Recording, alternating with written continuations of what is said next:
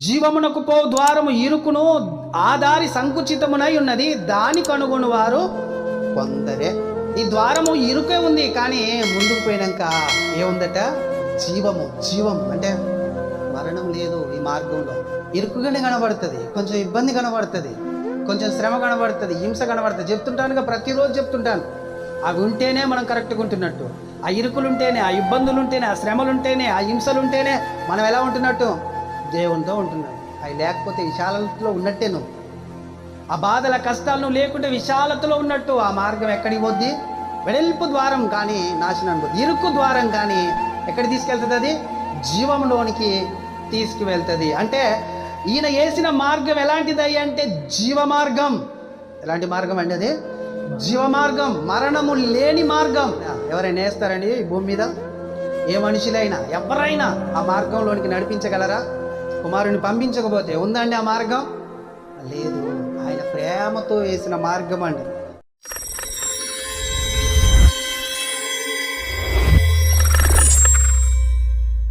ప్రార్థన చేసుకుందాం.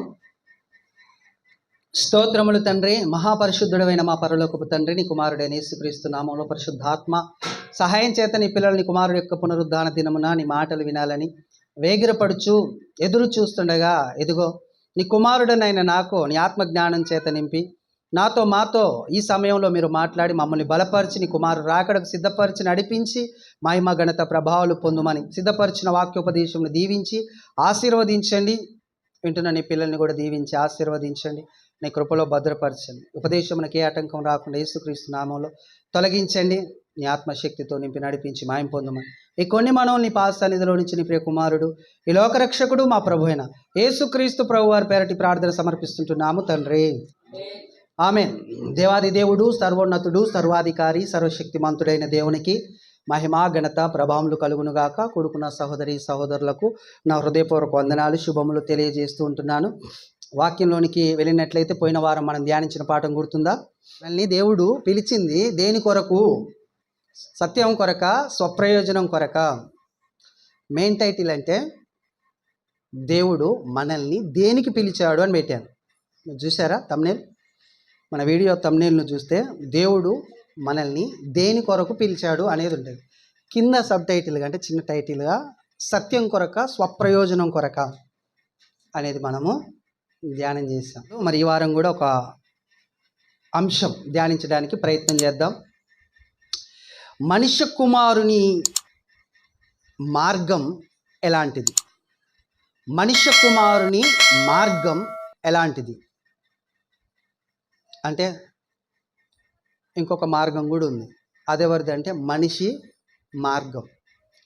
మనుషుల యొక్క మార్గం ఎలాంటిది, మనుష్య కుమారుని మార్గము ఎలాంటిది. ఇంకా మనం మంచిగా టైటిల్ పెట్టుకోవాలంటే మనుష్య కుమారునిది మతమా మార్గమా? మనుష్య కుమారుడు ఈ భూమి మీదకి వచ్చి చెప్పింది, బోధించింది మతాన్న మార్గాన్న అనేది మనము ఆలోచన చేద్దాం. మతమా మార్గమా అన్నప్పుడు మనం ఎక్కడున్నాం అనేది కూడా తెలుస్తుంది. ఇంకా మనం ఆలోచనలే ఉన్నామా, యేసుక్రీస్తు మార్గంలో ఉన్నామా అనేది కూడా మనకు అర్థమవుద్ది కదా. అది అర్థమవుద్ది. బైబిల్లో కొన్ని విషయాలు కూడా మనం తెలుసుకోవడానికి వీలుంది. కాబట్టి ఈ టైటిల్ లేకపోతే ఈ అంశాన్ని ధ్యానించడానికి దేవుడు కృప చూపించాడు. అయితే మనుష్య కుమారుని మార్గము ఎలాంటిది అని అన్నప్పుడు మనకు కొన్ని ప్రశ్నలు వస్తాయి. ఎలాంటిది అంటే లాభకరమైందా, నష్టకరమైందా, సమాధానకరమైందా, కీడు కలగజేసేదా, అంతేకాదు సంతోషకరమైందా, బాధకరమైందా? ఈ మార్గము ఎలాంటిదని బైబిల్ తెలియజేస్తుంది. మనమైతే ఈ మార్గాన్ని ఏమనుకుంటున్నాం? ఈ మార్గాన్ని బాధ లేకుండా నడిచే మార్గమా, బాధతోనే నడిచే మార్గమా, సంతోషంగా నడిచే మార్గమా, లేకపోతే కష్టంతో నడిచే మార్గమా? ప్రశ్నిస్తే ఏం చెప్తారండి? కన్ఫ్యూజ్ అవుతుంది కదా.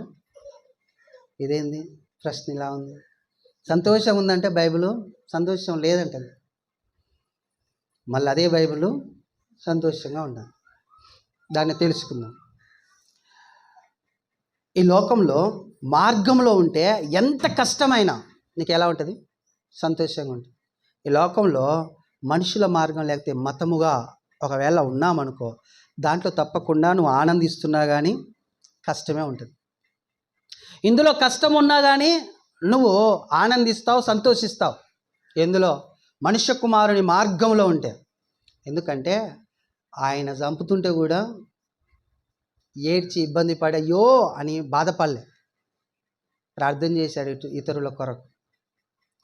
అలాగున మనం కూడా ఉండాలి అంటే ఆ మార్గాన్ని సరిగ్గా మనము గ్రహించాలి, తెలుసుకోవాలి. అప్పుడు అద్భుతం మన మార్గం. మనుష్య కుమారుని మార్గం అయితే అద్భుతం కదండి. అయితే మనిషి మార్గం ఎలాంటిది తెలుసుకోవాలి. ముఖ్యంగా మనుష్య కుమారుని మార్గం మనం గ్రహించాలంటే, తెలుసుకోవాలంటే అసలు మనుషుల మార్గం ఎలాగుంది మొదటి నుంచి అనేది మనము తెలుసుకోవాలి, ధ్యానించాలి. బైబిల్నే, బయట వాళ్ళ గురించి మనకు అవసరం లేదు. ఏమైనా కానీ బైబిల్లో ఉండిన దేవుని యొక్క ఆలోచనలు ఎలాగునైతే మనుషుల మార్గాన్ని, మనుష్య కుమారుని మార్గాన్ని తెలియజేస్తే వాటిని మనము ధ్యానిద్దాం. ఓకేనా? ఆదికాండం మనుషుల మార్గం ఎలాగుందో, వాళ్ళు ఏం చేశారు ఆ మార్గంలో చూడండి. 6వ అధ్యాయము 11, 12 వచనాలు. భూలోకము దేవుని సన్నిధిని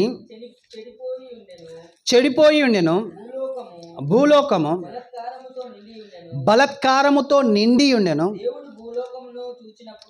దేవుడు భూలోకమును చూచినప్పుడు అది చెడిపోయి ఉండెను. భూమి మీద సమస్త శరీరులు, అక్కడ అండర్లైన్ చేయండి, సమస్త శరీరులు తమ మార్గమును చెరిపి వేసుకొని ఉండిరి. భూమి మీద ఉండిన మనుషుల యొక్క మార్గాన్ని వాళ్ళే చెరిపేసుకురట. వాళ్ళ యొక్క మార్గాన్ని వాళ్ళే చెరిపేసుకురు. నా మార్గంలో నేను ఎలా నడవాలి అనేది వాళ్ళకు ఆలోచన లేకుండా వాళ్ళు చెరిపేసుకున్నారు. ఎలా చెరిపేశారు? ఏమన్నా చాక్పీస్ బోర్డు మీద రాసి చెరిపేసినట్టు చెరిపేశారా? వీళ్ళు చెరిపేసిన దానికి కారణం ఏంటి? వీళ్ళు చెరిపేశారు అని దేవుడు చెప్తున్నాడంటే ఎలా చెరిపేశారనే ఆయన ఉద్దేశం అయి ఉన్నది అనేది మనము ధ్యానం చేస్తే ఇంకో వచనం చూద్దాం. అక్కడ 10వ అధ్యాయము 9వ వచనం చూడండి. అక్కడ ఒక మనిషి ఎలా చెరిపేసుకున్నాడు తన మార్గాన్ని. అతడు యెహోవా ఎదుట పరక్రమము గల వేటగాడు. కాబట్టి యెహోవా ఎదుట నిమ్రోదు వలె లోకోక్తి కలదు. లోకోక్తి అంటే అర్థమైందో తెలుసా? సామెతలు అంటే దాదాపుగా నిమ్రోదు ఎలా కనబడుతున్నాడు లోకానికంటే పరక్రమము గల వేటగాడుగా కనబడుతున్నాడు. పరక్రమము గల వేటగాడు కనబడుతున్నాడు. ఎవరికి కనబడాలి? ఇలా దేవునికి కాదండి కనబడాల్సింది, మనుషులకు కనబడాలి. కానీ మనుషులందరూ ఏమంటున్నారు ఆయననంటే ఆ దినాల్లో యెహోవా ఎదుటనే పరక్రమము గల వేటగాడిన అంటే సమానం చేసేస్తున్నారు. అర్థమవుతుంది మీకు? ఆయన ఎదుట ఎవరైనా నిలబడగలరా? దేవుని ఎదుట ఏ నరుడైనా నిలబడగలరా? దావీదు కానీ, యోబు గారు కానీ, కొంతమంది భక్తులు చెప్పారు నరుడేపాటి వాడు ఆయన ముందు కదా. ఇంకా మంచి మంచి భక్తులు అయితే దుమ్ము, డస్ట్, బోడిద, అడవి పువ్వు, గడ్డి పువ్వు, నీటి బొడిగా ఇలాంటివి చాలా అన్నారు. ఒక మనిషిని పోల్చిన మాటలు ఇవన్నీ. మేము ఏ పాటి వాళ్ళం అయ్యా అని అన్నారు. కానీ ఈ నిమ్రోదుని అక్కడ ఉన్న మనుషులు ఏమంటున్నారంటే, ఒక సామెత పుట్టిందంట వారి మధ్యలో. ఏమని? యెహోవా ఎదుట పరక్రమము గల బలాఢ్యుడు లేకపోతే వేటగాడు, పరాక్రమము గల బలాఢ్యుడు వేటగాడు అని మాట్లాడుతున్నారు. అంటే ఆయనతో సమానంగా చేసేసి ఈయనని ఏం చేస్తున్నారు? గొప్పగా ఎంచుతున్నారు. మార్గం ఎలా చెడిపోయింది మనుషులది, ఎలా చెడిపేసుకున్నారంటే మీకు ఉదాహరణగా ఈ వచనాన్ని చూపిస్తున్నాను. దేవుడు ఏం కోరుకుంటున్నాడు మనుషుల దగ్గర నుంచి? ఏం కోరుకుంటున్నాడండి దేవుడు? దేవుని కోరిక ఏంటి? మనుషులు ఇలా ఉండాలి అని అనుకునే సమయంలో ఎలా ఉండాలంటాడు దేవుడు? మీకా గ్రంథం 6వ అధ్యాయం 8వ వచనం. మనుషుడా, ఏది ఉత్తమమో అది నీకు తెలియజేయబడి ఉన్నది. చూడండి, న్యాయముగా నడుచుకొనుటయు, కనికరమును ప్రేమించుటయు, దీన మనస్సు కలిగి, ఈ దేవుని ఎదుట ప్రవర్తించుటయు. అక్కడక్కడ అండర్లైన్ చేయండి. దీన మనస్సు కలిగి నీ దేవుని ఎదుట ప్రవర్తించుటయు. అంతే కదా దేవుడు నిన్ను అడుగుతున్నాడు. ఇంకేం అడుగుతాడు ఇక దేవుడు? దేవుడు ఏం అడుగుతాడండి? ఇదే అడిగేది. న్యాయంగా నడుచుకో, కనికరాన్ని ప్రేమించు. అంతేకాకుండా దీన మనసు, నా ఎదుట ఉన్నప్పుడు నువ్వు తగ్గించుకో కుమారుడా, కుమార్తె, నా ఎదుట ఉన్నప్పుడు నువ్వు తగ్గించుకో అని అంటాడు దేవుడు. గీయ కోరుకుంటాడు, ఇంకేం కోరుకోడు. బలులు కోరుకోడు దేవుడు, నీ కష్టార్జితాన్ని కోరుకోడు దేవుడు. దీన మనస్సు ఆయన ఎదుటున్నప్పుడు. కానీ నిమ్రోదుని ఏమంటున్నారు లోకంలో ఉన్న వాళ్ళందరూ? పరక్రమము గల వేటగాడిన. ఏందనుకుంటున్నావు నిమ్రోద్ అంటే? నిమ్రోదు నిమ్మకాయలు అమ్ముకుంటాడు కాదు, పరక్రమము గల వేటగాడు. పరక్రమము గల వేటగాడు.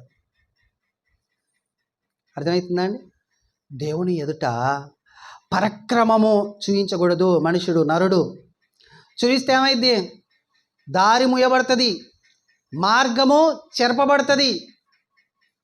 దీన మనసు కలిగి ఉండాలి దేవుని కాడ. దీన మనసు కలిగి ఉండాలి. నేను గొప్ప చేస్తాడు.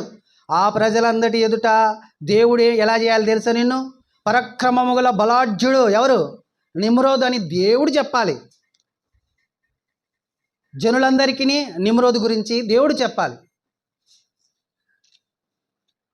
కదండి. లోకంలో కొంతమంది నిమ్రోదు లాంటి వాళ్ళు లేరా? చాలా పరక్రమవంతులు మేము అనుకున్న వాళ్ళు. అలాంటి వాళ్ళని దేవుడు ఏం చేస్తాడో తెలుసా అండి? నేనేం చెప్పట్లేనండి, బైబిల్ నుంచే చూపిస్తాను. అలాగున ఒకవేళ పరక్రమం గలవాడని నేను అని అనుకున్న వ్యక్తిని ఒక ఆయన ఉన్నాడు బైబిల్లో. ఎవరైనా నయమన్ తెలుసా మీకు? నయమన్ తెలుసా బైబిల్? చూడండి, 2 రాజుల గ్రంథం 5వ అధ్యాయం 1వ వచనం. సిరియా రాజు, సైన్యాధిపతి అయిన నయమాను అనొకడు ఉండెను. అది చదవడం విధానం. సైన్యాధిపతి అయిన నయమాను అనునొకడు ఉండెను. అతని చేత యెహోవాయే సిరియా దేశమునకు అతని చేత యెహోవాయే సిరియా దేశమునకు జయము కలగజేసి ఉండెను గనుక అతడు తన యజమాని దృష్టికి అతడు తన యజమానుని దృష్టికి గనుడై దయ పొందిన వాడాయను. చూశారండి, తన యజమానుని దృష్టికి ఎలా ఏమైందినా దయ పొందిన వాడాయను. గనుడైండు. ఎవరు చేశారు? గనుడవటానికి కారణం ఎవరు? యెహోవాయే కలగజేసిండు. ప్రతి మనిషికి ఉండిన సామర్థ్యం ఎవరిస్తున్నారయ్య అంటే దేవుడు. మర్చిపోవద్దు. ఆయన ఎదుట మనం ఎలా ఉన్నాం అనేది ప్రతిసారి చూసుకోవాలి. సామర్థ్యము గొర్రెల కాసేవాని సామర్థ్యము సింహాసనం ఎక్కించింది. సింహాసనం మీద ఉన్న సామర్థ్యము అమాలేకుని చేతిలో హతమవులాగున చేసింది. మర్చిపోవద్దు. దీన మనస్సు దేవుని ఎదుట కలిగి ఉండాలి కదండి. కలిగి ఉన్నాడు ఆయన? లేడు. ఏమనుకున్నాడు? నా వలననే జయం, నా వలననే ఈ సిరియా దేశం మొత్తం రక్షింపబడుతుంది. నేను గనుడను, బహుపరక్రమశాలిని అనుకున్నాడట. అలా ఉన్నావురా? అయితే బ్రాకెట్ పెడుతున్నా చూడు, నీకు బ్రాకెట్ పెడుతున్నా అని ఏం చేశాడో చూడండి. అతడు మహాపరక్రమశాలి అయి ఉండెను గాని, బ్రాకెట్ అనమాట. గాని అంటే మిగతాదంతా వేస్ట్ అన్నట్టే. ఇక పరక్రమం అంతా వేస్ట్ అయ్యేది. గాని ఆయన పరాక్రమవంతుడే, కానీ ఏమయ్యాడట? కుష్ఠురోగి. ఎవరు కలగజేశారు ఇప్పుడు? ఇది కూడా దేవుడే. పరక్రమశాలిగా చేసింది దేవుడే, కుష్ఠరోగిగా చేసింది కూడా. ఆయన అనుకున్నాడట, నేను నన్ను బట్టి, నా బలాన్ని బట్టి సిరియా దేశానికి ఏమొచ్చింది?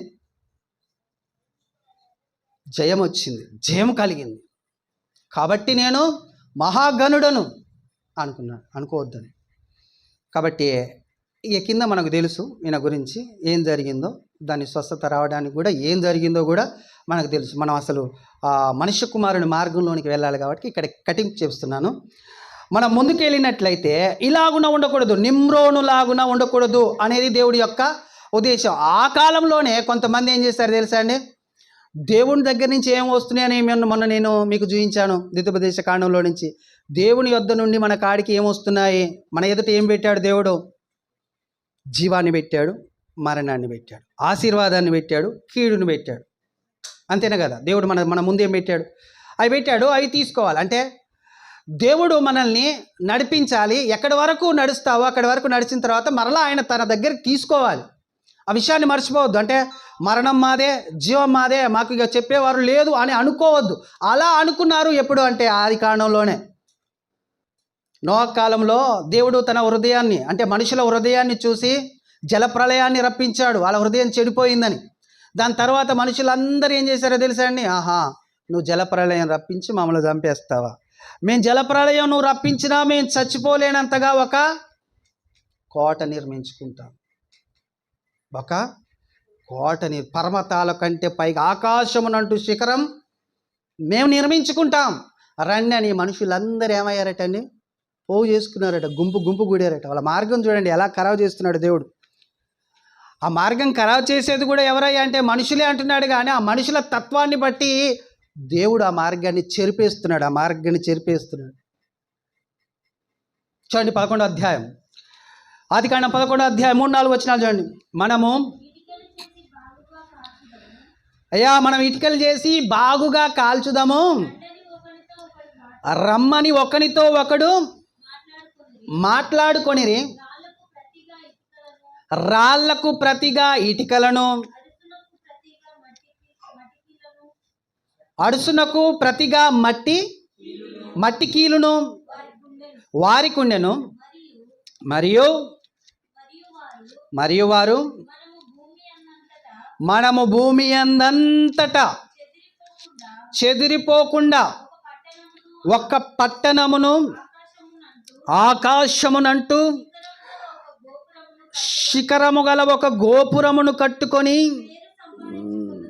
చూసారా ఏం సంపాదించుకుంటారట? పేరు సంపాదించాల్సింది ఎవరు? మనకు దేవుడు సంపాదించి పెట్టిన పేరేంటి? మిమ్మల్నేనండి. మనకు దేవుడు సంపాదించి పెట్టిన పేరు దేవుని కుమారుడు. దేవుడు మనకు అనుగ్రహించిన పేరు, సంపాదించి మనకి ఇచ్చిన పేరేంటయ్యా అంటే దేవుని కుమారుడు. కానీ వీళ్ళేం సంపాదించుకుని తనకల్లా తాను పేరు సంపాదించుకుందాం రండి అని అనుకొని ఆకాశమునంటూ శిఖరం కట్టాలి. ఎందుకో? దేవుడు ఒకవేళ మనల్ని ఏమన్నా చేస్తానికి చూసినప్పుడు మనం తప్పించుకోవాలి ఆయన చేతిలో నుంచి. కాబట్టి మనమే ప్లాన్ చేసుకుందామని మనుషులందరినీ కూడగొట్టుకొని వాళ్ళు చేస్తున్న పనులు, వాళ్ళ మార్గం చూడండి ఎలా ఖరాబ్ అవుతుంది. ఇప్పుడు కొంచెం కింద చదవండి. యెహోవా నరుల కుమారులు కట్టిన పట్టణమును గోపురమును చూడ దిగి వచ్చెను. అప్పుడు యెహోవా, ఇదిగో జనము ఒక్కటే, వారందరికీ భాష ఒక్కటే, వారి పని ఆరంభించి ఉన్నారు. ఇక మీదట వారు చేయదలిచిన ఏ పని అయినను చేయకుండా వారికి ఆటంకమేమీయుండదు. గనుక మనము దిగిపోయి వారిలో ఒకని మాట ఒకనికి తెలియకుండా అక్కడ వారి భాషను తారుమారు చేయుదము రండని అనుకొనెను. కదండి, అక్కడ నుండి భూమి అంతా చెదరగొట్టేశాడు. ఎవరు? దేవుడు చెదరగొట్టేశారు. ఎందుకో? దేవునికి కదండి లోబడాలి, దేవుని మాటకు కదండి వినాలి వీళ్ళు. దేవుడు కదండి వీళ్ళకు అన్ని ఇవ్వాలి. బంధం అండి, ఆయనకు మనకు ఉన్న బంధం, మనిషికి దేవుడికున్న బంధం. నీవు నా వైపు తిరుగు, నేను నీ వైపుకు తిరుగుతానంటాడు దేవుడు. నువ్వు నా నీతిని నా రాజ్యాన్ని వెతుకో, నీకేం కావాలో నీ పరలోకంలో ఉన్న తండ్రికి అది తెలియను, అది ఇస్తాడంటాడు దేవుడు. ఆ బంధం చెడగొట్టడానికి మనిషి ఏం చేశాడు? ప్రయత్నం చేశాడు. కాబట్టి ఆయన మార్గం ఏమైపోయిందండి? చెరిపేయబడింది. మార్గము చెరిపేయబడింది. ఎంతసేపు పోయినా ఎక్కడికి పోతాడు తెలుసు ఈ మార్గంలో నుంచి? ఇక సృష్టించిన ఆయన దృష్టికి ఏమవుతారు తెలుసా? ఇలాగ ఉంటే చూడండి, ఆదికాండం 13వ అధ్యాయం 13వ వచనం. దేవుని దృష్టికి ఎలా ఉన్నారు వీళ్ళు? ఇలాంటి మనుషులందరూ దేవుని దృష్టికి ఎలా ఉన్నారు? సొదొమ మనుషులు దుష్టులను యెహోవా దృష్టికి చిన్న పాపులు గారట, బహు పాపులట. మామూలుగా పాపులు కాదు, బహు పాపులు అయి ఉన్నారు కదండి. ఇంత ఘోరమైన పాపం ఏం చేశారు వీళ్ళు? ఏం చేశారండి వీళ్ళు? బలాత్కారం, దోపిడీ, వ్యభిచారం, నరహత్య ఆ పట్టణంలో, సొదొమ గొమొర్రా పట్టణంలో జరుగుతున్నవి. కళ్ళు కనబడటం లేదు బాగా. నిజమండి, అలా మార్గం చెడిపోయింది కదా. ఆ మార్గం చెడిపోయిందంటే గుడ్డోళ్ళు అవుతారనే అర్థం. ఇక ఏం చేస్తున్నారు చూడండి, 19వ అధ్యాయము, ఆదికాండం 19వ అధ్యాయం 4వ వచనంలో వీళ్ళు ఏం చేస్తున్నారు చూడండి. ఆ పట్టణస్థులు అనగా సొదొమ మనుషులు, బాలురును, వృద్ధులను, అక్కడ అండర్లైన్ చేసుకోండి. ఒక్కడు కూడా మళ్ళా మిస్ చేయలేదు దేవుడు. బాలురు అంట, అంటే పొరగాళ్ళు. తర్వాత వృద్ధులు అంట, అంటే నరసింహ తాత కేశవులు లెక్కనమాట. వృద్ధులు గాళ్ళు అలాంటి వాళ్ళు. ప్రజలందరూ ఇక ఒక్కరు లేకుండా ప్రజలందరూ ఏమయ్యారట? నలుదిక్కుల నుండి కూడి వచ్చి ఆ ఇల్లు చుట్టివేసి లోతును పిలిచి, ఈ రాత్రి నీ వద్దకు వచ్చిన మనుషులు ఎక్కడయ్యా? మేము వారిని కూడునట్లు మా యొద్దకు వారిని వెలుపలికి తీసుకొని రమ్మని ఆయనతో చెప్పగా. ఏమంటున్నారండి? కళ్ళు కనబడుతున్నాయా? వచ్చిందెవరు? మార్గం ఖరాబ్ అయితే కళ్ళు ఎడ కనబడతాయి వీళ్ళకి? దేవదూతలు వచ్చారు. ఎందుకు వచ్చారు తెలుసా? ఇంకో సేపట్లో ఆ పట్టణం అంతా నాశనం కాబోతుంది. ఆ పట్టణం పెట్టిందట మొర దేవుడికి. ఆ పట్టణము ప్రార్థించిందంట. అక్కడ ఉండిన పరిస్థితులను చూసి ఆ పట్టణం తట్టుకోలేక ప్రార్థిస్తే లోతు కూడా ప్రార్థించడం లేదు అక్కడ.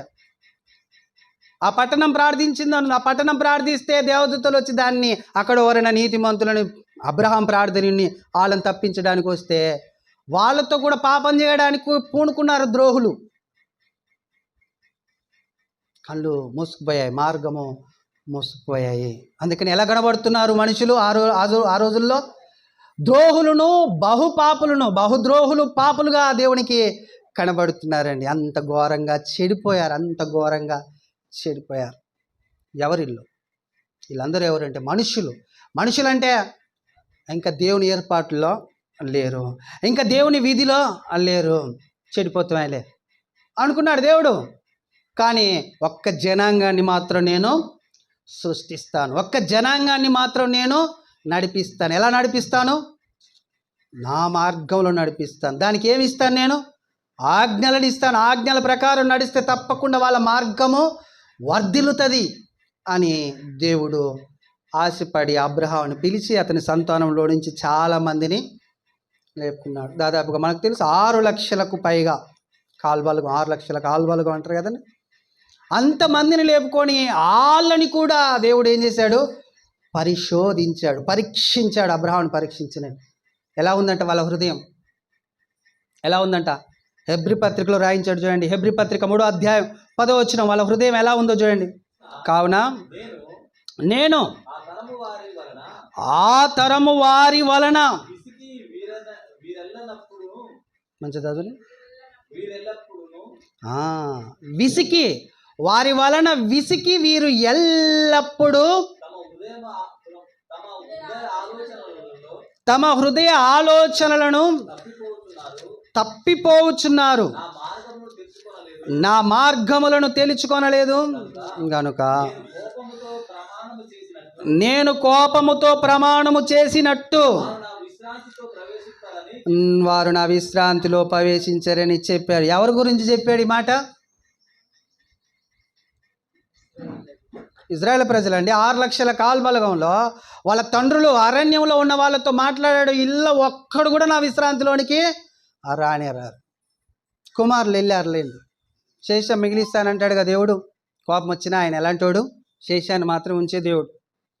తండ్రులు మాత్రం అరణ్యంలో రాలిపోయారు. ఎందుకు రాలిపోయారు? వాళ్ళ హృదయం ఏమైంది? చెడిపోయింది. ఈ మార్గం అనేది మనిషి మార్గమైనా దేవుని మార్గమైనా మీరు బాగా ఆలోచిస్తే బాట కాదు. మనం అనుకుంటున్నట్టు ఈ బాట కాదండి. మన శరీర సంబంధమైన ఆలోచన కాదు, హృదయానికి సంబంధించిన ఆలోచనే మార్గం. మన తలంపులు, మన ఆలోచనలు, మన విధి విధానాలు ఎలా ఉన్నాయి? మనిషి తత్వంలా ఉన్నాయా లేకపోతే దేవుని యొక్క ఆలోచన ప్రకారము ఉన్నాయా అనేదే మార్గాలు. భౌతికమైన మార్గం, ఆధ్యాత్మికమైన మార్గము. ఏ మార్గంలో మన ప్రయాణం జరుగుతుంది, మన ఆలోచనలు ఉంటున్నాయి అనేది చాలా ప్రాముఖ్యమైంది. ఎందుకంటే విశ్రాంతిలోనికి వెళ్ళాలి. ఆనాడు ప్రజలు ఎక్కడ వెళ్ళారు? విశ్రాంతిలోనికి వెళ్ళారండి. నోవా కాలంలోనైతే జలప్రలయం వచ్చి ఏం చేసింది? వాళ్ళందరినీ ముంచి పడేసింది. వీళ్ళకు సొదొమ గొమొర్రా పట్టణాన్ని, అక్కడ ఒక వచనం మీకు చూపించలేదు, 19వ అధ్యాయం 24వ వచనం చూడండి ఏం జరిగిందో. అలా చేస్తున్నప్పుడు ఏం చేశాడు అక్కడ రాయించాడు దేవుడు. ఆదికాండం 19వ అధ్యాయం 24వ వచనం. అప్పుడు యెహోవా ఏదోమి సొదొమ మీదను గొమోర మీదను యెహోవా యొద్ద నుండి గంధకములను అగ్నిని ఆకాశము నుండి కురిపించి ఆ పట్టణములను ఆ మైదానం అంతటిని ఆ పట్టణంలో నివసించు వారందరినీ నేల మొలకలతో నాశనం చేసి ఏం చేసిండు దేవుడు? ఉంచిండా? ఎవరెవరిని తెలుసా ఇక్కడ జరిగింది సంఘర్షణ? నేను మీ ముందు చదివించాను కదా, బాలురు వృద్ధులు ప్రజలందరూ, బాలులు వృద్ధులు ప్రజలందరి మీదకి ఏమొచ్చింది? దేవుని యొక్క మహా ఉగ్రత అగ్ని గంధకాల రూపంలో వచ్చి ఆ పట్టణం అంతా. మరి ఇక్కడ ఇజ్రాయేల్ ప్రజల్ని ఏమంటున్నాడు? హెబ్రీ పత్రిక 3:10లో వీళ్ళు నా విశ్రాంతిలో ప్రవేశించారు. ఎందుకు ప్రవేశించారయ్యా అంటే వీళ్ళ మార్గాన్ని కూడా జరుపుకున్నారు నాయన. వీళ్ళ మార్గాన్ని కూడా జరుపుకున్నారు. ఎలా జరుపుకున్నారు? మనం విన్నాం. అరణ్యంలో ఆశించారట వాళ్ళు, దేవుణ్ణి శోధించారట. అరణ్యంలో ఆశిస్తారండి ఎక్కడన్నా? అరణ్యంలో ఆశించడం ఏమైనా ప్రయోజనకరంగా ఉందా వాళ్ళకు? అది బాట అండి, నడిచే మార్గం అది. అవతలికి పోతే సమృద్ధి ఉంది నీకు. అయినా కానీ అరణ్యంలో మాకు గేరకాయలు కావాలి, కీరకాయలు కావాలి, ఉల్లిగడ్డలు కావాలి అన్నారట వాళ్ళు. చిన్నగా తినలేదట, మళ్ళీ కూర్చొని లేకుండా తిన్నారట. తిన్నోడు తిని లేచిపోవద్దండి, మేఘం వస్తుంటే ఎందుకు వస్తుంది ఇప్పుడే అన్నారట. ఏం పని లేదు దేవునికి అన్నారట. ఇక్కడ అందరినీ ఏం చేశాడట దేవుడు? అందరినీ ఆ విశ్రాంతిలోనికి, అంటే పాలు తేనెలు ప్రవహించు కనాను దేశంలోనికి నడిపించకుండా అక్కడనే వాళ్ళని ఇబ్బంది పెట్టింది. మనిషి యొక్క మార్గము వాళ్ళకి ఏం ఇస్తుందయ్యా, ఏం తెస్తుంది, లేకపోతే ఏం లాభం అంటే దేవుని వాక్యం సెలవిస్తుంది. దుష్టులు అవుతున్నారు, పాపులు అవుతున్నారు, ద్రోహులు అవుతున్నారు, దేవుని శిక్షకు పాత్రులు అవుతున్నారు. మనిషి మార్గం. క్రైస్తవులారా మీరు ఇలా ఉండండి, క్రైస్తవులారా మీరు ఇలా ఉండండి. దేవుని మార్గం ఆధ్యాత్మికమైన మార్గం. దానిలో నడుస్తప్పుడు జాగ్రత్తగా ఉంటే మనం పరలోకరాధ్యం వెళ్తాం. వింటున్నారండి? వింటున్నారా? ఇక ఈ లోకంలో ఉన్న క్రైస్తవులు అందరూ వింటున్నారండి? ఈ బైబిల్లో లేని విధులను అన్నిటిని అనుసరిస్తూ ఇష్టం వచ్చినట్లు మేము చేసుకుంటామని వాళ్ళ మార్గంలో వాళ్ళు నడుచుకుంటూ వెళ్ళిపోతున్నారు. Bible answer to the Bible చెప్పిందే చేయాలి, బైబిల్ చెప్పిందే వేదం, బైబిల్ చెప్పిందే శాసనం అని ఎవరండి ఈ రోజులలో వినేది? ఆయన వచ్చేసాడు. ఇక ఈ మనుషుల మార్గాలు బాగలేవు అని దేవుడు తన మనుష్య కుమారునిగా ఈ భూమి మీదకి పంపించాడు. వచ్చి ఎట్లా చెప్పిండు తెలుసా అండి? రావడం ఆయన చెప్పిన మాటలు ఏంటో తెలుసా అండి? మీరు కరెక్ట్గా తప్పు చేస్తున్నారు, మీరు మార్గంలో లేరు, మత్తములో ఉన్నారు మీరు అని ఎవరికి చెప్పిండు తెలుసా అండి? ఆ మాట ఎవరికి చెప్పిండు అనుకుంటున్నారు? దేవుని పిల్లల యూదులు. చూడండి 16వ అధ్యాయం మత్తయి సువార్త 16వ అధ్యాయం 13వ వచనం చూడండి. మత్తయి సువార్త 16వ అధ్యాయం 13వ వచనం. మనుష్య కుమారుడు ఎవడు జనులు చెప్పుకొనుచున్నారని శిష్యులను అడగా వారు కొందరు బాప్తిసం ఇచ్చు యోహాననియో, కొందరు ఏలియానియో, కొందరు ఇర్మియానియో, ప్రవక్తలలో ఒకడని చెప్పుకొనుచున్నారని. అందుకు ఆయన మీరైతే నేను ఎవరని చెప్పుకొనుచున్నారని అనగానే ఆయన ముందుకు వచ్చిండు. నువ్వు ఎవరు అనుకుంటున్నావు తెలుసా? సజీవుడవైన దేవుని కుమారుడవైన క్రీస్తువును అని చెప్పేశాడు. ఎవరు? పేతురు గారు. అందుకు యేసుక్రీస్తు ఏమన్నాడు? అబ్బా భార్యోనా నువ్వు ధన్యుడవు, కానీ ఒకటి చెప్తున్నా నేను, ఇది నేను చెప్పేది వినండి, ఇక చదవకుండా ఏం లేదు, నేను చెప్తున్నా నేను, ఇది నీకు మనుషుల వలన తెలియబడినది. ఎవరి వల్ల తెలిసింది? ఇది దేవుని వలన తెలిసింది. ఎవరి గురించి? మనుష్య కుమారుని గురించి. మనుష్య కుమారుని యొక్క ఆలోచన కానీ, మనుష్య కుమారుని యొక్క మార్గం కానీ, మనుష్య కుమారుని యొక్క బోధ కానీ ఎక్కడిది? అది భూలోక సంబంధమైనది కాదు. ఆయన మార్గం ఎలాంటిది? పరలోకంలో నుంచి వచ్చిన మార్గం, పరలోకంలో నుంచి దేవుడు ఆయన ద్వారా ఈ భూమి మీద వేసిన మార్గం. యేసుక్రీస్తు యొక్క మార్గం సామాన్యమైన మార్గం కాదు. అది అల్లటప్పగా నడుస్తున్నారు. అందులో ఇచ్చాడు ఆ కొత్త నిబంధన మొత్తం మన కొరకు ఇచ్చాడు. దాన్ని చదవాలి, ధ్యానించాలి, ప్రతిరోజు ధ్యానించాలి, పరిశీలన చేయాలి. లేకపోతే విశ్రాంతిలో ప్రవేశించవు. విశ్రాంతి లేదంటే ఇంకొకటి ఉంది బయట. భూమి కింది భాగంలో ఉంది. మొన్న సెమినార్లో తాతగారు చెప్పారు, కింది భాగంలో ఏముందట? నరకం, పాతాళం. నీకు విశ్రాంతి లేదంటే రెండవది అక్కడికే వెళ్ళాలి. ఒకటి దేవుంది, రెండవది భూ సంబంధం. ఏదో ఒకటే ఉంది, ఏదో ఒకటి. ఆ రెండిటి మధ్యలో సతమతం అవుతున్నారు క్రైస్తవులు. ఈనాటి క్రైస్తవులు కాదండి, ఆనాటి యూదులు ఎలా ఉన్నారు చూడండి. అది మత్తయి సువార్త 23:15. అయ్యో అయ్యో వేషధారులైన శాస్త్రులారా, వేషధారులైన శాస్త్రులారా, పరిసయ్యులారా, పరిసయ్యులారా. ఒకని మీ మతములో కలుపుకొనుటకు అక్కడ అండర్లైన్ చేసుకోండి. ఒకరిని మీ మతములో కలుపుకొనుటకు మీరు సముద్రమును భూమిని చుట్టి వచ్చెదరు. చుట్టి వస్తారు. అప్పుడు కలిసి ఉన్నప్పుడు అతడు కలిసినప్పుడు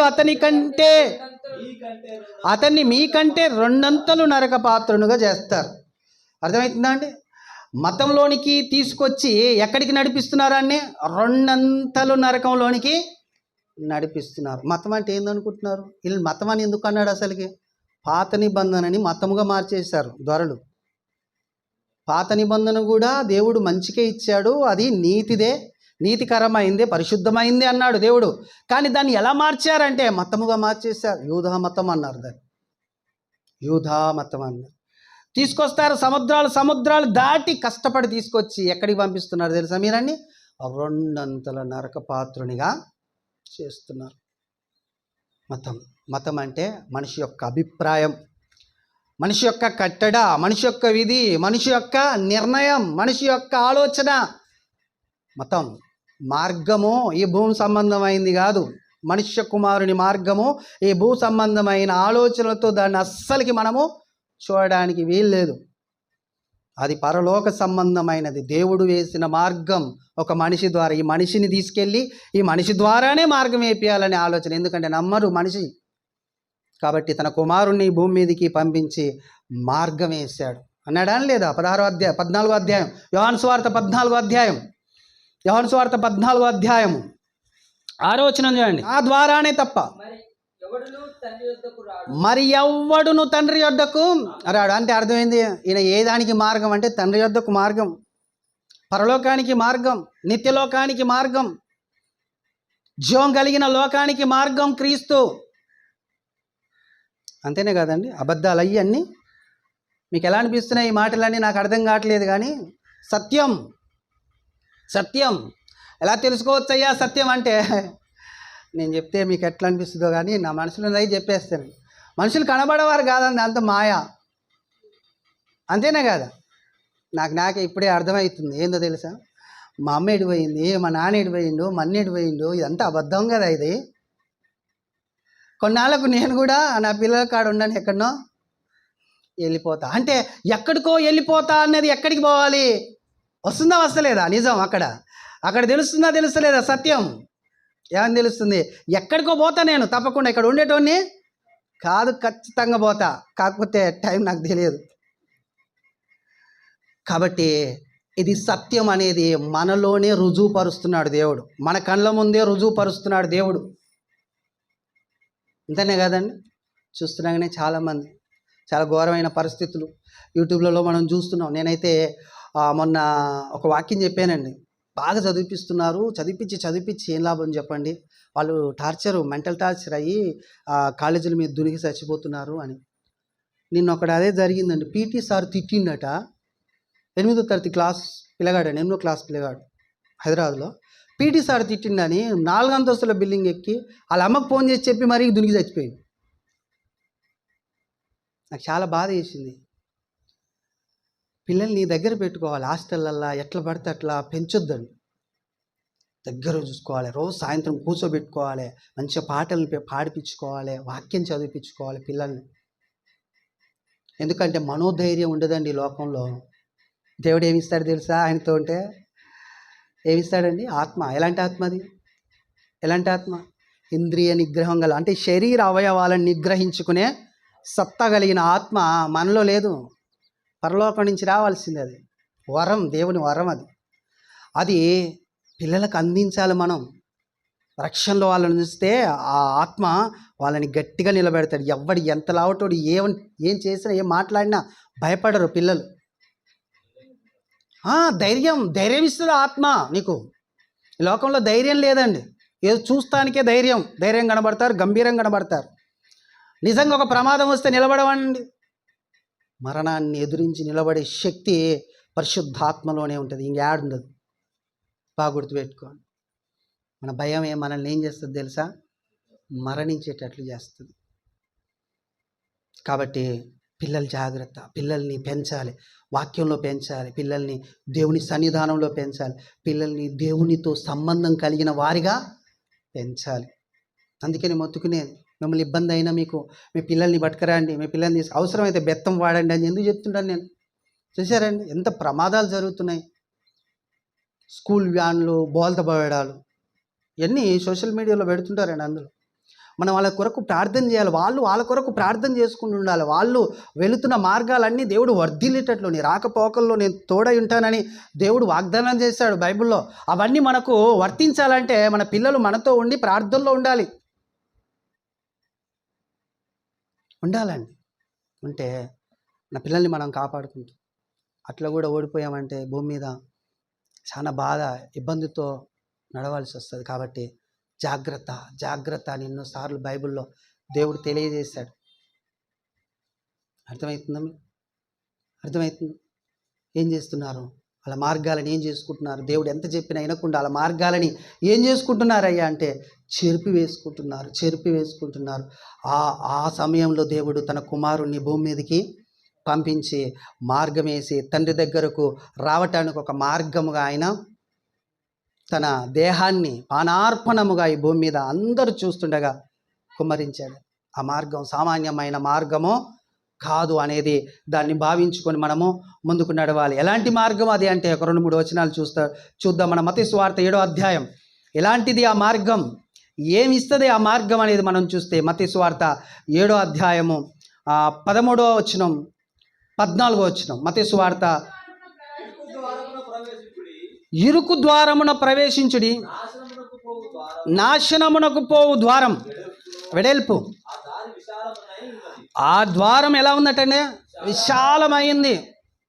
ఇలా మార్గం చెరిపి వేసుకున్న మార్గమే కానీ ఎలా కనబడుతుంది? వీళ్ళకు విశాలంగా కనబడుతుంది, మంచిదిగా కనబడుతుంది. కింద చూడండి, ఇంకో వచనం ఉంటుంది. దాని ద్వారా ప్రవేశించువారు ఎంతమంది ఉన్నారట? ఒక్కరిద్దరండి, అనేకులట. జీవమునకు పోవు ద్వారము ఇరుకును సంకుచితమునై ఉన్నది. ఏ ద్వారం అది? జీవమునకు పోవు ద్వారము. అంతేనండి, అక్కడ రాయబడింది. జీవమునకు పోవు ద్వారము ఇరుకును, ఆ దారి సంకుచితమునై ఉన్నది, దాని కనుగొని వారు కొందరే. ఈ ద్వారము ఇరుకే ఉంది, కానీ ముందుకు పోయినాక ఏముందట? జీవము అంటే మరణం లేదు. ఈ మార్గంలో ఇరుకుగానే కనబడుతుంది, కొంచెం ఇబ్బంది కనబడుతుంది, కొంచెం శ్రమ కనబడుతుంది, హింస కనబడుతుంది. చెప్తుంటానుగా, ప్రతిరోజు చెప్తుంటాను. అవి ఉంటేనే మనం కరెక్ట్గా ఉంటున్నట్టు. ఆ ఇరుకులు ఉంటేనే, ఆ ఇబ్బందులు ఉంటేనే, ఆ శ్రమలు ఉంటేనే, ఆ హింసలు ఉంటేనే మనం ఎలా ఉంటున్నట్టు? దేవునితో ఉంటున్నాడు. అవి లేకపోతే విశాలతలో ఉన్నట్టే నువ్వు. ఆ బాధల కష్టాలు నువ్వు లేకుంటే విశాలతలో ఉన్నట్టు. ఆ మార్గం ఎక్కడికి పోద్ది? విశాలత మార్గం ఎక్కడికి పోద్దండి? అది వెడల్పును, దాని ద్వారం వెడల్పు నాశనమును. పైన చూడండి 13లో, ఇరుకు ద్వారమును ప్రవేశించుడి, నాశనమునకు పోవు ద్వారము వెడల్పు ద్వారం కానీ నాశనం పోదు. ఇరుకు ద్వారం కానీ ఎక్కడికి తీసుకెళ్తుంది? అది జీవంలోనికి తీసుకువెళ్తుంది. అంటే ఈయన వేసిన మార్గం ఎలాంటిది అంటే జీవమార్గం. ఎలాంటి మార్గం అండి అది? జీవమార్గం, మరణము లేని మార్గం. ఈ మాటలు ఎట్లా ఉన్నాయి చూడండి. జీవమార్గం ఎవరైనా వేస్తారండి ఈ భూమి మీద? ఏ మనుషులైనా ఎవరైనా ఆ మార్గంలోనికి నడిపించగలరా? కుమారుని పంపించకపోతే ఉందండి ఆ మార్గం?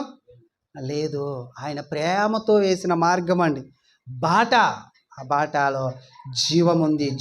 ముందర కొంచెం ఇరుకుంటుంది, ఎందుకు ఆ ఇరుకంటే మిమ్మల్ని మంచి చేయడానికి, మిమ్మల్ని చక్క చేయడానికి, మిమ్మల్ని చక్కగా ఈ భూమి మీదనే తయారు చేసి తను తీసుకువెళ్ళడానికి ఏం పెడతానన్నాడు?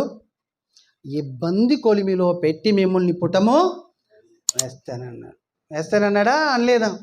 యెషయా గ్రంథం 48వ అధ్యాయము 10వ వచనం. నేను నిన్ను పుటము వేసి నేను నిన్ను పుటము వేసి తిని, తిని వెండిని వేసినట్లు కాదు. ఇబ్బంది కొలమిలో నిన్ను పరీక్షించి తిని. వెండిని ఇట్లా అనుకున్నారు. అటుపోకండి. మీ ఆలోచన మీకు ఎలా వస్తుంది అంటే ఇబ్బంది వస్తుంది, మీకు ఎలా వస్తుంది అంటే శ్రమ వస్తుంది, మీకు ఎలా వస్తుంది కష్టం వస్తుంది, మీకేమొస్తుంది? హింస వస్తుంది, కరువు వస్తుంది, ఖడ్గం వస్తుంది. అయినా భయపడకండి. అది నీకు ఇరుకు అనేది తెలియజేయడానికే. ఆ ఇరుకులో నువ్వు నిలబడితే నువ్వు పరీక్షలో నిలబడినట్టు. అగ్నిలో వేసిన ఎండి కరిగిపోకుండా మంచిగుంటే అది పరీక్షలో నెగ్గినట్టే. కరిగిపోతే నెగ్గినట్టు. మనం కూడా తప్పిపోతే నెగ్గుతలేమన్నట్టు. దాని కొరకు ఏం పెట్టాడు దేవుడు? ఈ భూమి మీద మార్గంలో ఇరుకును పెట్టాడు. కానీ అది జీవంలోనికి తీసుకువెళ్తుంది. నాశనం నొక్కో మార్గము విశాలంగా ఉంటుంది, కానీ నరకములోనికి, నాశనంలోనికి తీసుకువెళ్తుంది. యమ సుందరంగా ఉంటుంది, యమ రమ్యంగా ఉంటుంది. లోకం ఆకర్షిస్తుంది. హంగులు రంగులని రెండింటిని కలబోసి నీ కాడికి తీసుకొచ్చి రంగరించి చూడవా ఒకసారి అంటే యేసుక్రీస్తు కాడికి సాతాను తీసుకొచ్చి చూయించినట్టు. ఎట్లా ఉందో చూడు లోకం. ఒక్కరాదు ఒక్కసారి నీకు ఇది ఇచ్చేస్తా, నాది ఇది అంటది. అవి అలాగున కనపడేటట్లు చేస్తుంది, కానీ నరకానికి తీసుకువెళ్తుంది. ఎంతకాలం అండి? ఆ ఇచ్చే హంగులు కలబోసి తీసుకొచ్చి నీకు చూపించే ఆ కలరింగ్ ఎంతకాలం?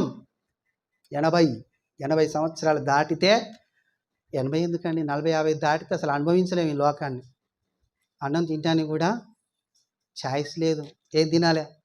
జొన్నలు తినాలి చచ్చినట్టు. ఏం తినాలండి? జొన్నలు. సంవత్సరం తిన్నానండి దగ్గర జొన్నలే. షుగర్ వచ్చింది. ఏంది ప్రభా ఇది? ఈ షుగర్ ఎటపోద్దంటే, సంవత్సరం తినిపించిన తర్వాత బుద్ధి వచ్చిందా? అన్నం గట్టిగా తినకు. నువ్వు అన్నం గట్టిగా తింటే పని ఆడ చేస్తావురా నువ్వు? నా పని చేయాలి కాబట్టి అన్నం తినకని అలవాటు చేశాడు అన్నమాట. ఇక నా జీవితాంతం ఒక పూట ఏంటి లేదు, షుగర్ తీసేసాడండి. 24లో 3 ఏళ్ల నుంచి ఉన్న షుగరు 25లో చుక్క లేదు. అంటే ఒక్క పాయింట్ కూడా లేదు, తక్కువ ఉంది. ఇంకా దేవుడు చేస్తాడు అద్భుతం. కానీ నాకు షుగర్ తక్కువ చేసింది, మీకు తక్కువ చేస్తారు రా అని నన్ను అనుకో, మూతి బలగొడతాడు దేవుడు. అద్భుతాలను చూసి మనుషులను ఆకర్షించే ప్రయత్నాలు అస్సలకి చేయకూడదు. వాక్యం శక్తి, అది హృదయాన్ని తాకినప్పుడు మనస్సు మార్చేస్తుంది. అప్పుడు వాడు గట్టిగా నిలబడతాడు దేవుడిలో. అద్భుతాల కొరకు వచ్చినవాడు గట్టిగా నిలబడలేడు. మరలా అద్భుతమే కావడం వానికి. అద్భుతం దేవుడు నీకు ఇస్తాడు, ఇవ్వడానికి కాదు. నీకు ఏం కావాలో నీకంటే ఎక్కువ ఆయనకు తెలుసు. ఆయన ఏమన్నాడు తెలుసా? ఆకాశానికి భూమికి ఎంతగా హైటు అంత ఉన్నది నీ పట్ల నా తలంపులు. నువ్వేం కోరుకుంటావు? నేను ఏం కోరుకుంటాడు? మా ఆయనేసి అయితే ఏం కోరుకుంటాడు? చిన్న జాబులో, లేకపోతే చిన్న దేవుడు ఇస్తే నేను చెప్తుంటాను వీళ్ళకు, అరే మీ ఆలోచనతో అస్సలు పోకంటారా, మీకు ఏం కావాలో మీకు తెలియదు. ఈ లోకంలో ఏ పిల్లలకి, ఏ తల్లిదండ్రుల పిల్లల గురించి తెలియదు. దేవుడికి ఒక్కడికే తెలుసు ఏం కావాలో. నీ కొడుకు ఏం కావాలో నీకు తెలియదు, నీ భర్తకు తెలియదు, నీకు తెలియదు, కానీ దేవుడికి తెలుసు. అలాగున ఆధారపడాలి మనం, అలా ఆధారపడాలి. ఇసాకు పోయాట, ప్రార్థించిండట పొలాలలో పోయి. చక్కనిదట రిబ్కా. ఎట్లిచ్చిండండి భార్యని? చక్కనిది. గంతే. ప్రార్థన చేయాలి. నీకు చక్కని జాబ్ ఇస్తాడు, నీ చక్కని ఇల్లు ఇస్తాడు, నీ చక్కని భార్యని, సమస్తం చక్కటి దొరుకుతాయి. అర్థమవుతుందా మీకు? ఆయన మార్గంలో కొంచెం ఇరుకుంటుంది, ఇబ్బంది పడవాకుంది. కానీ కరెక్ట్గా వాక్యాన్ని గ్రహించిన వ్యక్తి అయితే ఏమంటాడు తెలుసా? ఆ ఇరుకులో కూడా ఉండి ఆనందించండి, మరలా చెప్పుదును ఆనందించండి అంటాడు. ఎక్కడుండి అంటాడు? శరసాల్లో ఉండి అంటాడు. ఇంకా రేపు ఎల్లుండి ఏమవుతుంది? నా తల శిరశ్ఛేదనం చేయబడుతుంది. అయినా కానీ పిలిపిలకు రాస్తున్నాడు, లేక చెప్తున్నాను ఆనందించండి, మరలా చెప్తున్నాను ఆనందించండి. ఇది వచ్చిన శ్రమ ఉందే, ఇది నిన్ను మహా ఆనందంలోనికి, మహా సంతోషకరమైన లోకంలోనికి తీసుకువెళ్తుంది. నిన్ను ఇరుకుందని ఇబ్బంది పడకండి. ఇరుకుగలదే, కానీ జీవం కలిగిన మార్గం, అది జీవమార్గం అని దేవుడు ఆ మార్గాన్ని క్రీస్తు ద్వారా ఈ భూమి మీద పెట్టాడండి కదా. కానీ కొంతమంది పోలేరటండి. లూకా సువార్త 13వ అధ్యాయం 24. పోరాడతారు కానీ కొంతమంది వెళ్ళరు అని చెప్తున్నాడు. చూడండి అక్కడ. ఆయన వారిని చూసి ఇరుకు ద్వారం 13వ అధ్యాయం 24 వచ్చిన లూకాసు వార్త 13వ అధ్యాయము 24 వచ్చిన ఆయన వారిని చూచి ఇరుకు ద్వారమున ప్రవేశింప పోరాడుడి. అనేకులు ప్రవేశింప దూతురు గాని చూసారండి, అనేకులు ప్రవేశింప చూస్తారు కానీ వారి వలన కాదని మీతో చెప్పుచున్నాను. వారి వలన కాదు. పోరాడతారు, ప్రవేశించాలని ప్రయత్నం చేస్తారని వారి వలన కాదు. మరి ఎవరి వలన అయింది? ఎవరి వలన అయింది? ఇది ఎవరి హృదయంలో ఉంటే వాళ్ళ వల్ల అవుద్ది. ఈ గ్రంథం ఎవరి హృదయంలో ఉంటే వాళ్ళ వల్ల అవుద్ది. అందుకనే దేవుడు చెప్పాడు, ఆ ప్రవక్తల ముందు ఈ వాక్యాన్ని పెట్టి అది భుజించండి, అది తినండి అన్నాడు. అది తినండి, మీరు బ్రతుకుతారు. చేదుగా ఉందంటే చేదున్న పర్వాలేదు తినండి, అది మిమ్మల్ని జీవ మార్గంలోనికి తీసుకెళ్తుంది అన్నాడు. ఇది లేకుండా, వాక్యం లేకుండా ఎంత పోరాడినా కానీ పోలేరు. పోరాడ చూస్తారు కానీ మీ వలన కాదు, మన వలన కాదు, నా వలన కాదు, ఈ భూమి మీద ఉన్న ఏ మనిషి వలన కాదు, వాక్యం వలనే. ఎవ్వరిలో ఉన్నా కానీ ఈ వాక్యం వాళ్ళు ఆ జీవ మార్గంలో చక్కగా నడిచి తండ్రి వద్దకు వెళ్తారు అనేది మార్గం. మనుష్య కుమారుని మార్గం. మతం కాదది, మనిషి యొక్క మార్గం కాదది. పరలోకంలో నుంచి దిగి వచ్చిన బోధలో నుంచి పుట్టిన, క్రీస్తులో నుంచి పుట్టిన మార్గం, దేవుని యొక్క మార్గం. ఆ మార్గంలో మనమున్నామా? ఉంటే ఎలా ఉంటామంటే, మనము యెషయా గ్రంథంలో చూడండి, ఆ మార్గంలో మనం ఉంటే మనం ఎలా ఉంటామో అదే యెషయా గ్రంథం 35వ అధ్యాయం 8వ వచనం. అక్కడ దారిగానున్న రాధ్య మార్గమును ఏర్పడును, అది పరిశుద్ధ మార్గం మనబడును, అది అపవిత్రులు పోకూడని మార్గం, అది మార్గమున పోవారికి ఏర్పరచబడును. 3 లైనను దానిలో నడుచుచు త్రోవ తప్పక ఎందురు, అక్కడ సింహం ఉండదు, క్రూర జంతువులు దాన్ని ఎక్కవు, అవి అక్కడ కనబడవు, విమోచింపబడిన వారే అక్కడ నడుచుదురు. ఆ మార్గంలో ఎవరుంటారా అంటే క్రూరులు ఉండరు, క్రూర స్వభావులు ఉండరు. అర్థమవుతుందని? ఆ మార్గంలో ఎవరుంటారు, ఆ మార్గం ఎలాంటిది అనేదాన్ని మనం తెలుసుకుంటున్నాం కదా. ఆ మార్గం ఎలాంటిదో చూడండి. సింహం అట ఏం కదట, అక్కడ సింహం ఉండదు. అంటే సింహం ఉండదు అంటే సింహం లాంటి స్వభావం ఉండదు అక్కడ. సింహం ఎలాంటిది? క్రూర జంతువు కదండి, అలాంటి స్వభావాలు ఉండవు. ఇంకా దీన్ని మంచిగా చెప్పాలంటే అక్కడ చిన్నపిల్లలు సింహాలతోనూ పాములతోనూ ఆట ఆడుకుంటారు అని ఉంటుంది ఆ రాజ్యంలో, లేకపోతే ఆ పట్టణంలో, లేకపోతే దేవుని యొక్క పరలోకంలో. అంటే సింహము, పాము, లేకపోతే ఈ క్రూర జంతువులు ఏతున్నాయో ఈ మనుషులు వాటితో ఆట ఆడుతున్నారంటే, ఈ క్రూర తత్వం కలిగిన మనుషులు కూడా అక్కడికి వచ్చినప్పుడు ఏమవుతారండి వాళ్ళు? సాధువులు అవుతారు. సాధువులు అంటే చిన్నపిల్లల తత్వం వచ్చేస్తుంది ఆ రాజ్యంలోనికి రాగానే. ఆ యొక్క సంఘంలోనికి, లేకపోతే రాజ్యంలోనికి, దేవుని మార్గంలోనికి ఎప్పుడైతే మనం వస్తామో అప్పుడు మన తత్వం ఎలా మారిపోవాలన్నట, ఎలా ఉంటే అందులో ఉన్నట్టట చిన్నపిల్లల తత్వం. అందుకనే మత్తయి సువార్తలో అనండి, చిన్నపిల్లలు నా దగ్గరికి రానివ్వండి, వాళ్ళని నా దగ్గరికి రానివ్వకుండా అభ్యంతరపరచకండి, ఇలాంటి వారిదే పరలోక ఆ రాజ్యం. అలాంటి తత్వం ఉన్న వాళ్ళు ఉన్నట్టు పరలోక రాజ్యంలో, అలాంటి ఆలోచనలు ఉన్న వాళ్ళు ఉన్నట్టు. అంతెందుకండి, మొట్టమొదట మనం చదివాం కదా వాక్యం. ఏమని చదివాం? దీన మనస్సు కలిగి ఉన్నట్టే. దేవుడు ఏం కోరుకుంటున్నాడంటే దీన మనస్సు కలిగి, న్యాయాన్ని కనికరాన్ని ప్రేమిస్తూ దీన మనస్సు ఉండి నువ్వు నా దగ్గర ప్రవర్తిస్తే చాలు అని కోరుకున్నాడు. చూడండి, అదే అన్నమాట. ఆ మార్గంలో ఎలాంటి వాళ్ళు ఉంటారయ్యా అంటే ఇలాంటి తత్వం కలిగిన, ఒకవేళ ఇందులో కూడా క్రూరులు, ఇందులో కూడా ఇబ్బంది కలిగిన, ఇందులో కూడా శత్రుత్వాలు, పగలు, కక్షలు, శరీర కార్యములు స్పష్టమై ఉన్నాయని చెప్పుకున్నాం కదా. గలతీ పత్రిక 5వ అధ్యాయంలో మొన్న మనం ధ్యానించాం. శరీర కార్యములు స్పష్టమై ఉన్నాయి అంటే వాటిని దాచిపెట్టలే దేవుడు. ఈ శరీర కార్యాలని విప్పి చెప్పేశాడు, ఇవి మీకు ఉండకూడదని చెప్పేశాడు. ఆ కార్యాలు కలిగిన ఎవరైనా కానీ ఈ మార్గంలో ఉంటే వాళ్ళు వెళ్ళరు. ఆ మార్గంలో వాళ్ళు ఉన్నా కానీ ఉండనట్టే. ఇప్పుడు మనకు పరీక్ష ఎలా ఉండాలి ఈ మార్గంలో మనం అంటే, చిన్న పిల్లల తత్వం. వచ్చి ఎవడన్నా కొడుతున్నా కానీ, వచ్చి ఎవడన్నా తిడుతున్నా కానీ సహించి భరించి ఓర్చుకునే అంత తత్వం ఉండాలి. ప్రార్థన చేయి, నా శత్రువు అనుకుంటున్నాడు. నేను అనుకోవట్లేదు ప్రభువా, నన్ను అనుకుంటున్నారు. వాళ్ళని క్షమించి వాళ్ళకు నీ రాజ్యంలో స్థలం ఇవ్వు ప్రభువా అని ప్రార్థన చేయాలి. అలాంటి తత్వం కావాలి. ఇలాంటి తత్వం కావాలని అంటున్నాడు కదండి. క్రైస్తవుల ఇళ్ళలో చూడండి, గొడవలు లేని ఇళ్ళు ఉంటాయండి. క్రైస్తవుల ఇళ్ళలో గొడవలు అవ్వచ్చా? ఇక చెప్తున్నాడు ఆయన, ఇట్లా చెప్తున్నాడు, ఆ మార్గంలో ఉన్న వాళ్ళు ఇలాంటి స్వభావం కలిగి క్రూర స్వభావం ఉండకూడదు అంటున్నాడు. ఇలాంటి స్వభావము కలిగి ఉండాలి అన్నప్పుడు క్రైస్తవుల ఇండ్లు శబ్దము, అల్లరి, గొడవలు, వివాదాలు కలగొచ్చా? బుద్ధి ఉన్నట్ట లేనట్టు?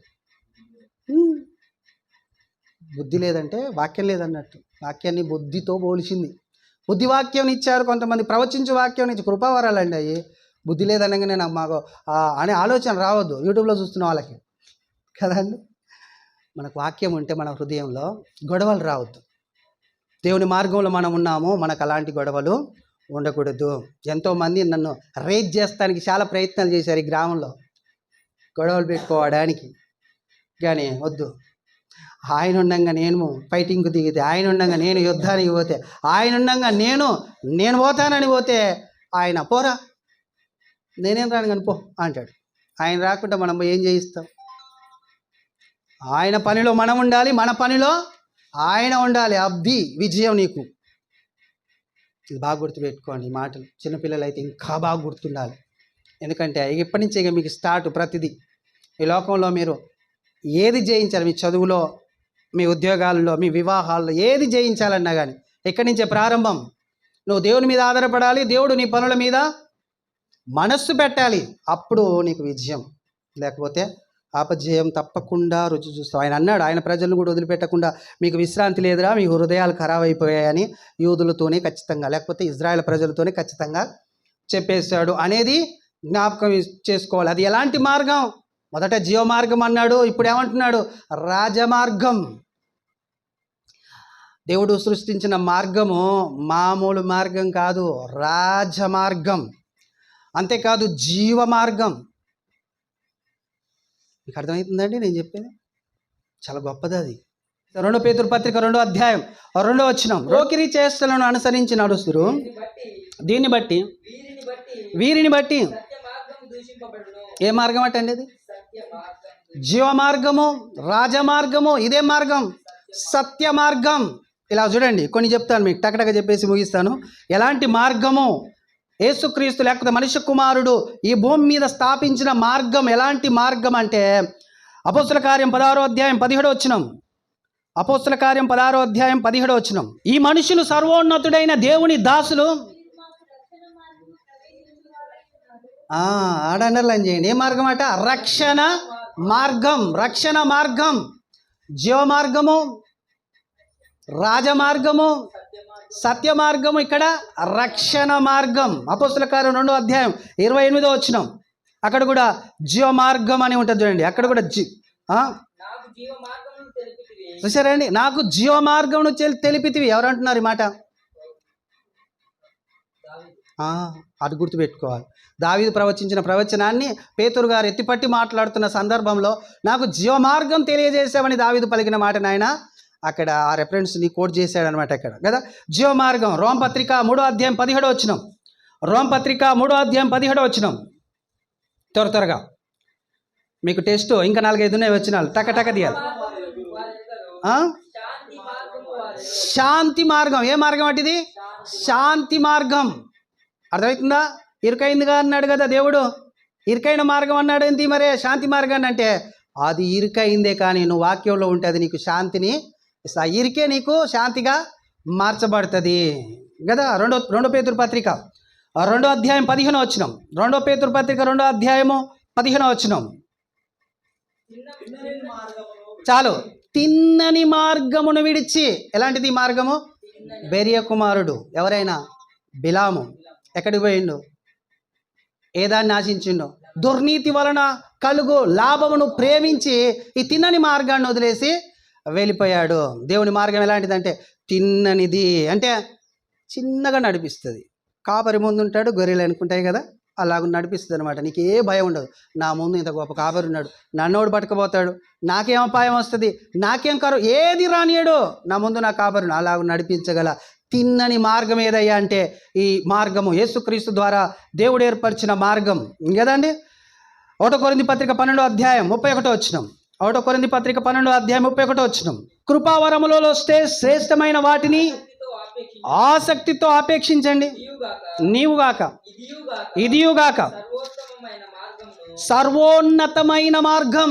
ఎలాంటిది మార్గం? సర్వోత్తమమైన మార్గం. సర్వోత్తమమైన మార్గం అంటే ఈ సర్వంలో లేదు. ఇక ఈ సర్వ సృష్టిలో దేవుడు ఏర్పరిచిన మార్గమే సర్వోత్తమమైన మార్గం. ఇది తప్ప ఇంకా వేరే మార్గము లేదు అనేది ఇక్కడ మనకు తెలియజేయబడుతుంది. అపోస్తుల కార్యం 19వ అధ్యాయం 23వ వచనం. 19వ అధ్యాయం 23వ వచనం.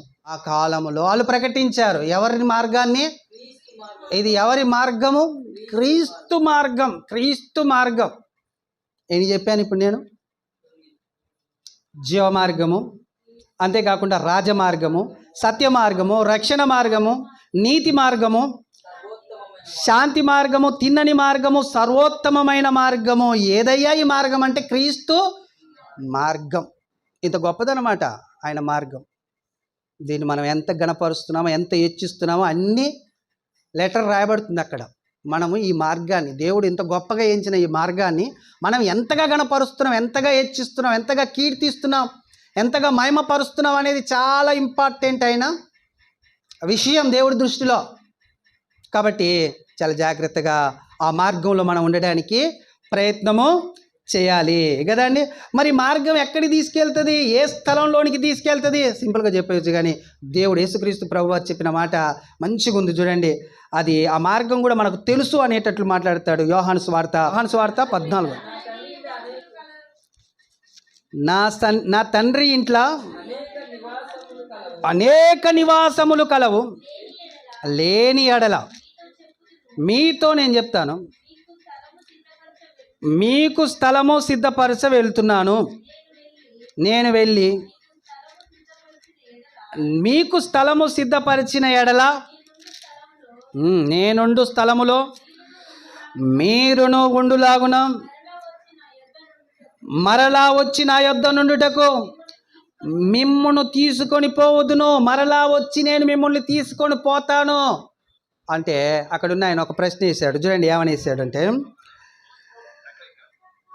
అందుకు తోమా, ప్రభువా ఎక్కడికి వెళ్ళుచున్నావో మాకు తెలియదే, ఆ మార్గం ఎలాగూ తెలియనని ఆయన అడగగా యేసు అంటున్నాడు, నేనే మార్గము, నేనే మార్గం. ఆ మార్గం ఎలాంటిదయ్యా మాకు తెలియదంటే, ఎందుకు తెలియదు తోమా? నీకు తెలుసు ఆ మార్గం ఎలాంటిదో. నేను లేస్తే తెలుస్తుంది మీకు ఆ మార్గం ఎలాంటిదో. నేను చనిపోయి లేస్తాను తిరిగి, అప్పుడు తెలుస్తుంది. అక్కడి నుంచి మొదలుకొని మరలా నేను వచ్చేంత వరకు మీరు ఎలా ఉండాలో కూడా ఆదరణకర్త సత్యస్వరూపి అయిన ఆత్మ వచ్చి మిమ్మల్ని నడిపిస్తాడు. మీ వల్ల కాదు, మీ వల్ల కాదు. ఆనాడు ప్రవక్తలు, యాజకులు, లేకపోతే ధర్మశాస్త్ర ఉపదేశకులు వాళ్ళ వల్లనే కాలేదు. వాళ్ళు దాన్ని ఏం చేశారు? మత్తముగా మార్చేశారు, మనుషుల మార్గముగా మార్చేశారు దాన్ని. అర్థమవుతుందండి? మరి మనకు కూడా ఉంది ఇప్పుడు. ఏముంది? అలా మార్చేసే అవకాశాలు చాలా ఉన్నాయి. ఎందుకు? రంగులు ఉన్నాయి, హంగులు ఉన్నాయి లోకంలో. కాబట్టి వాటిని ఆకర్షించి ఏమవుతాం మనం కూడా దీన్ని మతంగా చేసేసి, మతం అంటే ఏదో ఒక మనిషి ఆలోచనలే అనే ఆలోచన మనకు వచ్చే అవకాశము తప్పక ఉంది. కాబట్టి దాన్ని ఖచ్చితంగా ఛేదించడానికి, అంతేనా? ఛేదించడానికి అంటే దాన్ని గెలవడానికి, దాన్ని జయించడానికి శక్తి కావాలి. ఒకటి ఆత్మ, 2 వాక్యం. ఈ 2 తప్ప ఆ మార్గంలో మనం నడవడానికి, ఆ మార్గంలో నుంచి వెళ్ళి ధరించుకునేది ఏందో తెలుసా అండి? అక్కడికి పోమని ఇల్లు అంటే ఏ ఇల్లు? ఇలాంటి ఇల్లు, అలాంటి ఇల్లు కాదండి. ఆ ఇల్లు ఎలాంటిది? 2 కొరింథీ పత్రిక 5వ అధ్యాయం 1వ వచనం. 2 కొరింథీ పత్రిక 5వ అధ్యాయం 1వ వచనం. ఎలాంటి ఇల్లు అక్కడ తెలియజేస్తాడు. భూమి మీద మన గుడారమైన ఈ నివాసం. చూశారండి? ఉంటుందంటవా? ఇది ఉండదు, ఇది శిథిలం అయిపోద్ది. అంటే మట్టి కరబట్టి మట్టికి తిరిగి వెళ్తుంది. 90వ కీర్తనలో చెప్పాడు, మట్టి కాబట్టి నువ్వు మరలా తిరిగి మట్టికి చేరుతావు అని చెప్పేశాడు కదా. అయితే ఈ శిథిలం అయిపోయినను చేతి పని కాక అంటే మనుషుల చేతుల పనులతో కట్టినాయి కాదు ఇండ్లు. ఆయన చెప్పే ఇండ్లు దేవుని చేతుల చేత నిర్మింపబడిన ఇల్లు ఉంది ఒకటి. ఆ చేతి పని కాక దేవుని చేత కట్టబడినదియు నిత్యమైనదియునైన నివాసము పరలోకమందు మనకున్నదని ఎరగాలి. ఎరిగి యేసుక్రీస్తు ద్వారా దేవుడు ఏర్పరిచిన మార్గంలో నడవాలి. ఇది నిత్యమైంది, శిథిలమైపోయేది కాదు. ఇది యుగ యుగాలు నిత్యము నిరంతరము అంతము లేకుండా దేవుడి దగ్గర మనల్ని ఉంచే మార్గం యేసుక్రీస్తు మార్గం. ఇది మతం అనుకొని బొట్టు పెట్టుకోకూడదు, ఏంటి ఈ మన తెల్ల డ్రెస్ వేసుకోవాలి, అదే వేసుకోవాలి, ఇలాగనే ఉండాలి, ఈ పేరే వాడాలి, ఆ పేరే వాడాలి, అన్ని మనుషులు పెట్టేయి. మనస్సు అడిగాడు, పరలోక రాజ్యము సమీపించి ఉన్నది కాబట్టి మారు మనసు పొంది రండి రాజ్యంలోనికి, రండి మార్గంలోనికి అని యేసుక్రీస్తు ప్రభు వారు పిలిచాడు. తెలుస్తలేదు ఇది, ఈ మార్గం తెలుస్తలేదు లోకానికి. ఏ మార్గం తెలుస్తుంది? మతం పాస్టర్లు పెడుతున్న ఆలోచనలు వాళ్ళ మనసుల్లో బాగా నూరిపోసి వాళ్ళకు వస్తే ముండోళ్ళకు ఉండాలి, మేము రాం, బట్టు లేదు, ఏం లేదు, ఏం మతం అమ్మ మీ మతం? మతం కాదురా నాయన, ఇది మార్గం అని చెప్పేవాళ్ళు లేకుండా అయిపోయారు. మతం కాదు, మనిషిది కాదు, ఇది దేవుడి యొక్క సంకల్పం, అనాది కాల సంకల్పం. తన కుమారుని ద్వారా ఈ లోకంలో ఉన్న పిల్లలందరినీ తన కుమారులుగా చేసుకోవాలన్న అనాది కాల సంకల్పం అని తెలియజేసే ఆలోచన ఎవరిలో ఉంది? దేవుడు అడుగుతున్నాడండి. ఇక్కడ ఉన్న వాళ్ళందరికీ ఉంది భారం. మనం అందరం చెప్పాలి, ఇది మతం కాదయ్యా, మార్గం. ఇది నువ్వు సర్వోన్నతుని దగ్గరికి వెళ్ళే ఒక మార్గం, సర్వోత్తమమైన మార్గం, జీవ మార్గం, శాంతికరమైన మార్గం, రాజమార్గం నాయన ఇది అని చెప్పాలని అని చెప్పారు. ఆ మార్గంలో నడిచి చెప్పి ఆ దగ్గరికి వెళ్ళారు. ఆ సర్వోన్నతమైన మార్గంలో నుంచి పరదేశికి వెళ్ళారు చాలామంది భక్తులు. అలాగనే మనం పరదేశికి వెళ్ళాలి, కానీ ఆ తాళానికి వెళ్ళకుండా కాపాడుకొని ముందుకు సాగాలి. అర్థమైందా? మతానికి మార్గానికి ఉన్న తేడా. మనుష్య కుమారుడు స్థాపించిన మార్గం ఏంటయ్యా అంటే అది సామాన్యమైనది కాదు, జీవ మార్గం, రాజమార్గం. కొన్ని చెప్పాను, ఆ మార్గాలన్నిటిని జ్ఞాపకం ఉంచుకొని ఇలాంటి మార్గం ఇది అని మీరు కూడా ఆ మార్గాన్ని ఒక్కరికన్నా ఇద్దరికన్నా తెలియజేసి ముందు కొనసాగాలని కోరుకుంటూ ఇంతవరకు కొంచెం లేట్ అయినందుకు మీ అందరికీ వందనాలు తెలియజేస్తూ ఈ మాటలు ముగిస్తున్నాను. దేవుడి మాటలు దీవించి మీ హృదయాల్లో ఫలింపజేయునుగాక. ఆమేన్. ప్రార్థన చేసుకుందాం.